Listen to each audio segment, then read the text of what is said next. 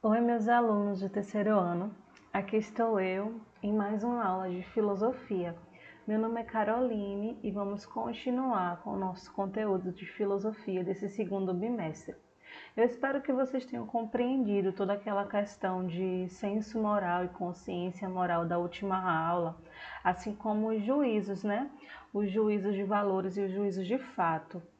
Então, o juízo de realidade.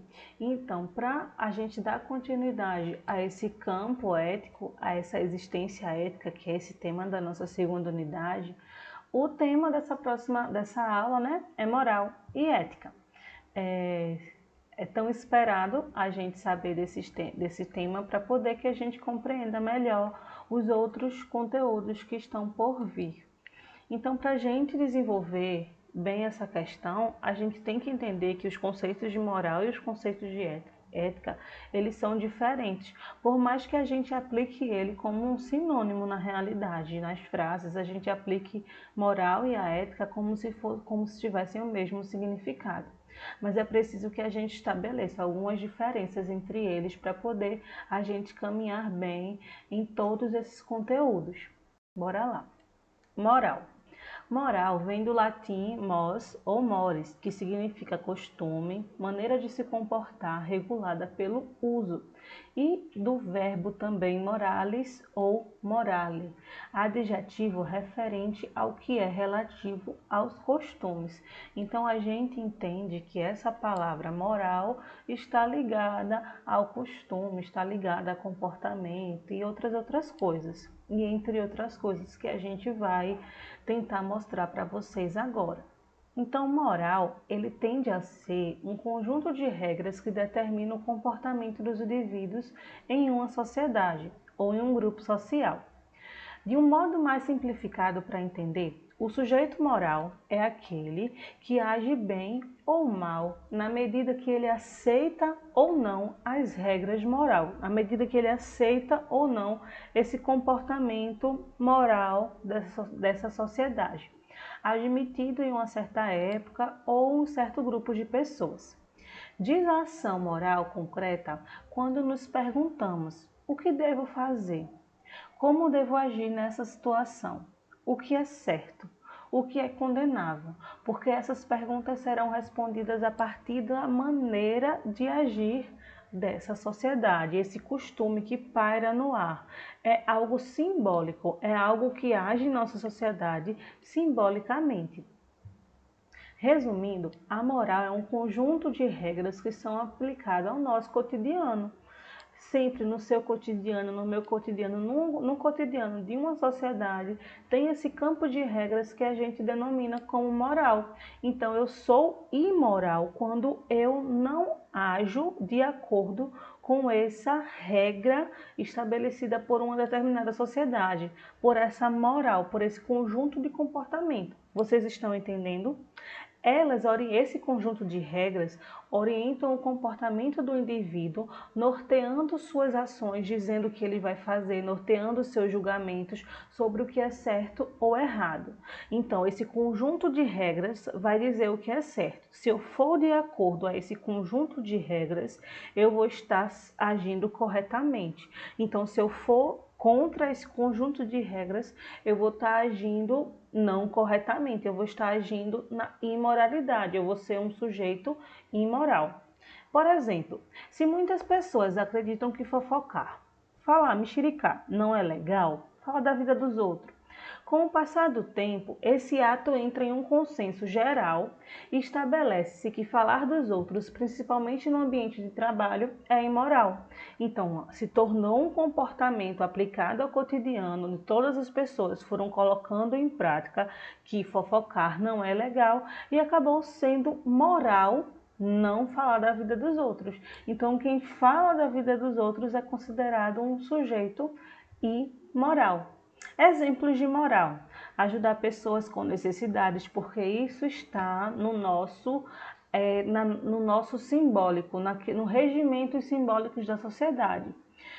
influência da religião nas condutas, e a poligamia no Brasil é um exemplo de imoralidade, enquanto outros países e outras culturas não são. E eu vou falar um pouco mais isso lá no final dessa aula. Vamos continuar. Ética.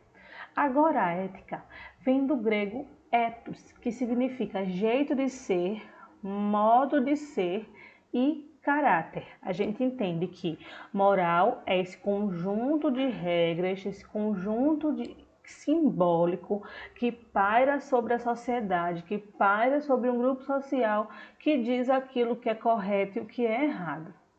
E ética é a reflexão sobre os princípios fundamentais dessa vida moral.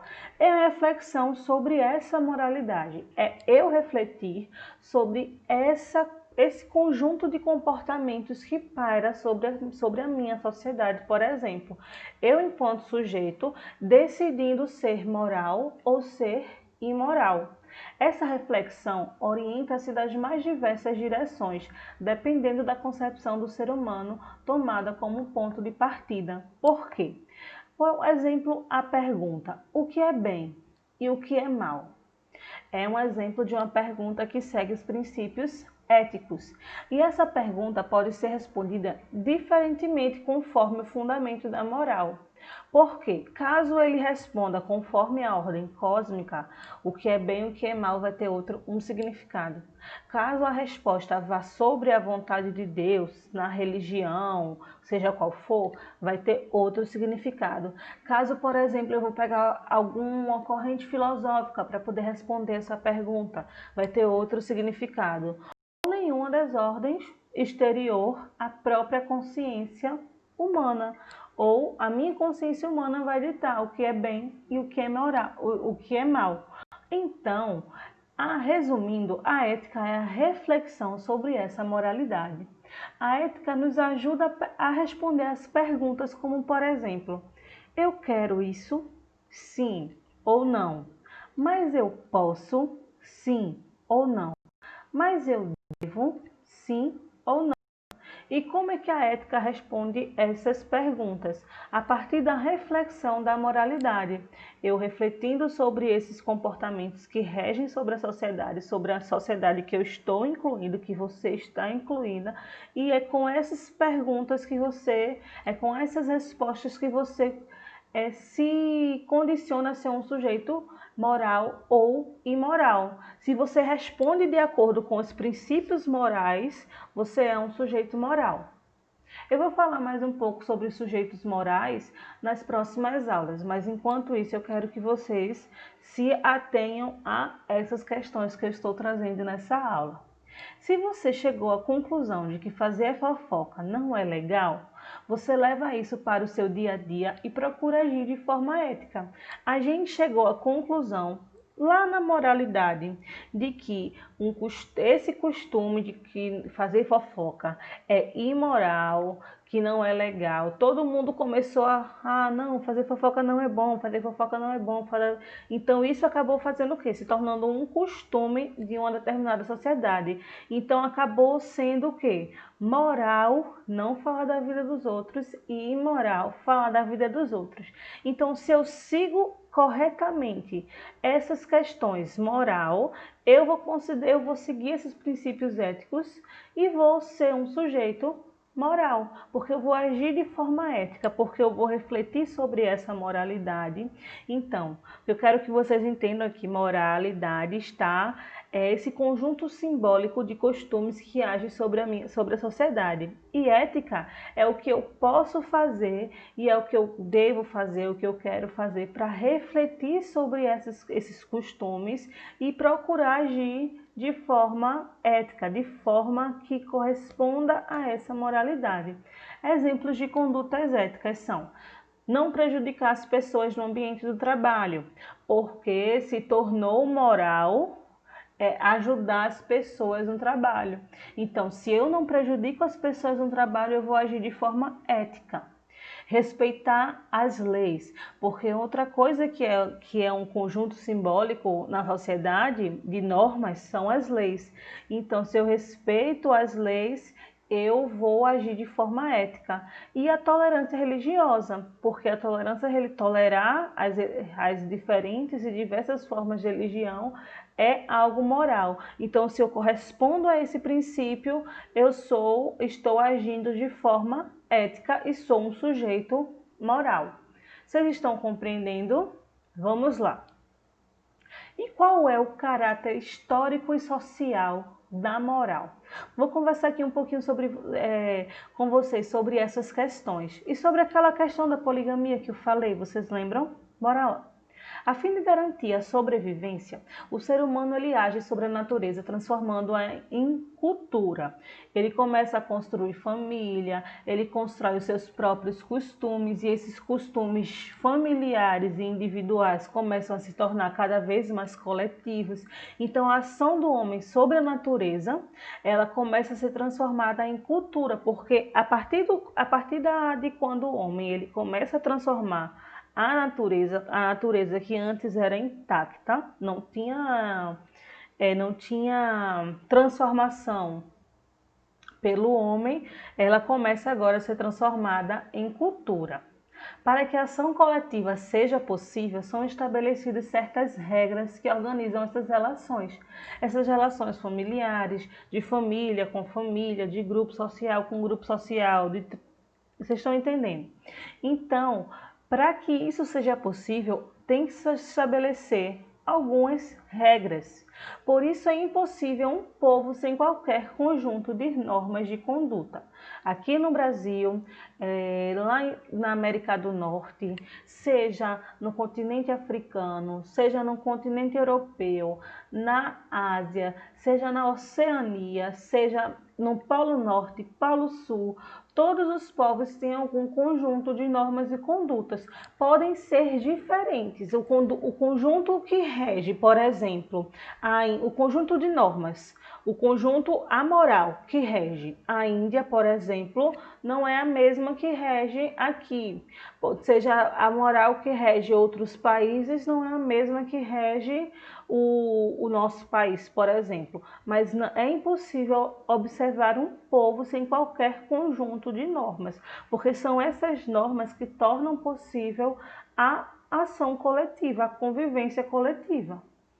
Segundo o antropólogo francês Lévi-Strauss, a passagem do reino animal ao reino humano, ou seja, a passagem da natureza que eu estou falando, quando o homem ele começa a transformar a natureza e aí se dá a construção da cultura, a passagem do reino animal para o reino humano, ou seja, a passagem da natureza à cultura, é produzida pela instauração de leis, por meio da proibição. Por exemplo, uma lei que é conhecida, uma lei que forma esse tipo de passagem é a proibição do incesto, que transforma, que dá início a essa passagem da natureza para a humana.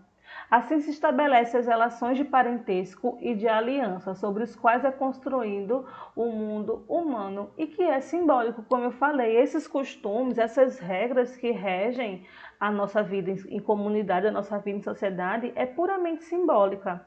A gente não consegue tocar, mas age concretamente em nosso dia a dia. Eu sei o que é certo, eu sei aonde ir, eu sei que se eu subir o muro do vizinho é errado, eu sei que se eu tocar a campainha e sair correndo também é errado, eu sei disso. Então são essas regras que faz com que a gente conviva em sociedade. E ainda mais para falar sobre o incesto, é que, caso vocês não tenham entendido, é que há uma ruptura do reino animal para o reino humano. Antes havia o reino animal. Não que hoje não haja, né, os animais e tudo mais. Mas antes havia o reino animal sem transformação humana. Quando o ser humano ele começa a transformar esse ambiente animal, dá início ao reino humano. E essa passagem ela se dá concretamente, segundo esse antropólogo, a partir da proibição do incesto, que é a ruptura de vez desse reino animal. Por quê? Porque é estabelecido as relações de parentesco, onde os seres humanos agora, eles sabem, o homem agora, eles sabem quem são as pessoas mais próximas a eles, segundo os graus de parentesco, e eles agora reconhecem os seus familiares. Então, são esses graus de parentesco e as formações de aliança entre famílias que que constroem esse mundo humano. E que, como eu já disse para vocês, é simbólico. Aí agora eu espero que deu para entender, né, não? Vamos lá. Entendemos então que é exterior e anterior, ou seja, exterior, que é externo a mim, que é fora de mim. Então, é exterior ao indivíduo e vem antes do indivíduo. Quando eu falo de indivíduo, eu estou falando do homem. Há, portanto, a moral constituída, ou seja, a moral constituída dentro da nossa sociedade não depende, é exterior ao homem e é anterior ao indivíduo, pelo qual o comportamento é orientado por meio de normas. E em função da adesão, da aceitação ou não aceitação dessa norma, o ato é considerado moral ou imoral. Se eu aceito essa moralidade que foi construída nessa ruptura da cultura, estou dando um exemplo. Se eu aceito essa moralidade, por que é proibido o incesto em todas as sociedades. Por isso que esse antropólogo, ele utiliza esse exemplo, porque em todas as sociedades, desde o início dessa vida humana, o incesto é proibido. Então, se eu não aceito essa moralidade, se eu não ajo de acordo com ela, eu vou ser considerado imoral. Então, é aí a adesão e a não adesão. Então, se eu aceito essa norma, eu vou ser um sujeito moral. E se eu não aceito essa norma, eu vou ser um sujeito imoral. O comportamento moral também varia de acordo com o tempo e o lugar, conforme as exigências das condições nas quais as pessoas organizam ao estabelecerem as formas de relacionamento e as práticas de trabalho. À medida que essas relações se alteram, ocorrem lentas modificações nas normas do comportamento coletivo. Como assim, Carol? O comportamento moral, como eu já falei, ele varia de acordo com o tempo, de acordo com as sociedades. Há regras, a moralidade, o conjunto de normas aqui que se definem como moral aqui no Brasil é diferente do conjunto de normas que se define em outras regiões. E isso também influi a partir de qual religião é predominante nessa sociedade, por exemplo. E eu vou conversar sobre isso mais um pouquinho. Qual é a religião que predomina nessa sociedade? Essa sociedade é o quê? É capitalista? Essa sociedade é o quê? Patriarcal? Então, são essas questões que esse conjunto de normas, eles são modificados. E quando há essas modificações, ocorrem lentas transformações no comportamento coletivo. Por exemplo, o exemplo da poligamia e o casamento que eu coloquei aqui. Ó. Essa imagem aqui é puramente ilustrativa. É uma imagem de um harém lá no Cairo, do Egito, do século XIX. Mas essa imagem é mais para falar sobre que alguns povos ele aceitam a poligamia. Não, o homem que é poligâmico, o casamento poligâmico não é considerado imoral nesses povos, nessas sociedades, ainda hoje. Mas em alguns povos, como no nosso país, você é considerado imoral se você não seguir a monogamia. Então, vocês estão entendendo outras coisas. Para algumas regiões, o casamento é insolúvel, o casamento é inquebrável.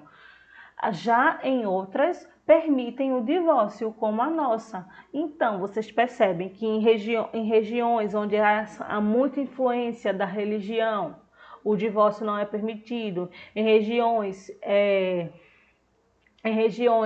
onde a poligamia ela existe. Então, sempre não é que há uma moral única para o mundo inteiro. Há alguns conjuntos assim de regras que é seguido no mundo inteiro, respeito, liberdade de expressão, assim, não em todos os países, mas na maioria deles. Então, assim, a gente pode pensar em algumas regras morais que regem a maioria dos países, mas nem toda a moral do nosso país é da Ásia, da Índia, da China, do Oriente Médio e entre outros. Vocês estão entendendo, não estão? Essas normas dependem das religiões, dos costumes e de determinações legais. A aula de hoje é só isso. Eu espero que vocês tenham aprendido bastante. Espero que vocês copiem também, façam atividade. E lembrando que eu acho que alguns professores já devem ter avisado para vocês que a nossa próxima aula não vai ser sobre esse assunto. A aula da próxima semana não vai ser sobre dando continuidade a esse assunto de ética, né? Que é o nosso assunto da segunda unidade. A gente vai fazer uma revisão do assunto da primeira unidade, tá bom? Porque daqui a 15 dias vai ter uma avaliação com vocês, uma avaliação online mesmo. A gente vai abrir um link e tudo mais. A gente vai explicar mais detalhadamente para vocês. Caso vocês tenham alguma dúvida, vocês podem me procurar. Então, essa avaliação vai ser daqui a 15 dias. Então, na próxima semana eu vou fazer uma revisão do assunto da primeira unidade. Então, a gente vai passar 2 semanas sem esses assuntos da segunda unidade e depois eu volto dando continuidade a essas questões de ética, moral, sujeito moral e tudo mais. Vocês estão entendendo? Pronto. E outra coisa é que vocês só têm até o dia 18 para me entregar as atividades, porque é o limite que foi dado para todos os professores receberem a atividade dos alunos. Então, caso vocês estejam entregando as atividades semanalmente, é ótimo, mas caso que vocês não estejam, vocês precisam dar com isso, não só para mim, né, mas para todos os professores, porque essas atividades elas vão computar uma nota para vocês e vocês vão ficar sem ela, né? Eu não vou poder dar nota se eu não tenho nenhuma atividade. Eu estou fazendo uma pasta com o nome de cada aluno, de todas as turmas. Então, tem aluno da turma de vocês mesmo que não tem nenhuma atividade. Então, eu estou contando pesquisa, os áudios que eu peço, as atividades de ficha e tudo mais. Então, tem aluno que ali a pasta está vazia. Então, ou vocês agilizam com tudo isso, ou quando for dia 18, que for para computar as notas de vocês, não tiver nada, eu vou ter que ser verdadeira e vou ter que colocar o que tem lá, né, gente? Então é isso, né? Até a próxima aula. Eu espero que essa aula tenha ficado muito clara. Eu coloquei alguns exemplos para ver se facilitar, né? Porque esse assunto pode ser complicado para algumas pessoas. E eu espero que vocês tenham gostado, tá bom? Até a próxima aula.